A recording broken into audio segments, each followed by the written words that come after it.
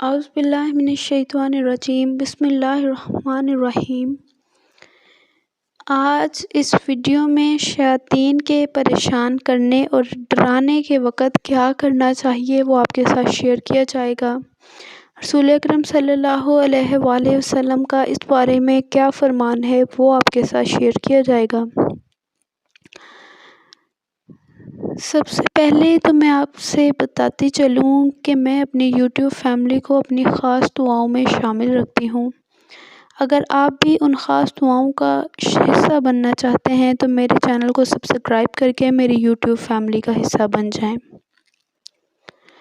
جب شیطان کسی کو پریشان کرے اور ڈرائے اس وقت بلند آواز سے اذان کہنی چاہیے، کیونکہ شیطان اذان سے بھاگتا ہے۔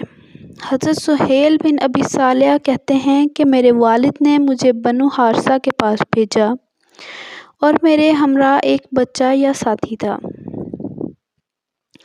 دیوار کی طرف سے کسی پکارنے والے نے اس کا نام لے کر آواز دی اور اس شخص نے جو میرے ہمراہ تھا دیوار کی طرف دیکھا تو اسے کوئی چیز نظر نہیں آئی۔ پھر میں نے اپنے والد صاحب سے اس کا تذکرہ کیا تو انہوں نے فرمایا، اگر مجھے پتہ ہوتا کہ تمہیں یہ بات پیش آئے گی تو میں تم کو نہ بھیجتا۔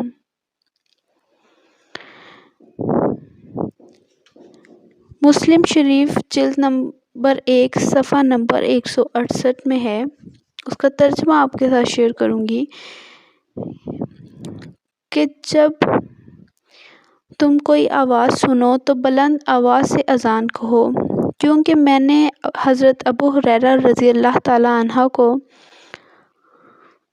حضور اکرم صلی اللہ علیہ وآلہ وسلم کی یہ حدیث بیان کرتے ہوئے سنا ہے کہ جب اذان کہی جاتی ہے تو شیطان پیٹھ پھیر کر گوز مارتا ہوا بھاگ جاتا ہے۔ پس شیطان جب بھی پریشان کرے اور ڈرائے تو اس وقت اونچی آواز میں اذان کہنی چاہیے۔ یہ رسول اکرم صلی اللہ علیہ وآلہ وسلم نے خود فرمایا ہے۔ تو آپ اس واقعے کو یاد رکھیں اور آگے شیئر بھی کریں تاکہ اگر کسی کو اس قسم کی پریشانی ہو تو وہ اس سے مستفید ہو سکے اس عمل سے۔